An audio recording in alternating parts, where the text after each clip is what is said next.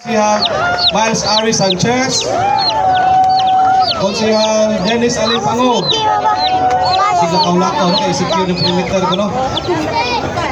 And of course, Conskit Cortez, na napo na rin itong SK representatives na si Miss Lex, napo si Juan Derek Colonia, and of course, ang atong former barangay captain who is also our chairman sa Committee on Entertainment, itong Kalinaw Matagabi, Kap Mayang Sanchez, ang atong mga lovely judges, no, for this for tonight's activity.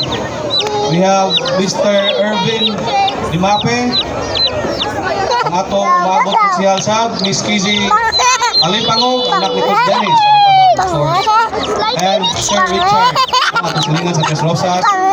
Kaya, ako na sa salamat, you know, sa tanang tabang sa atong mga makagabing kalingawan.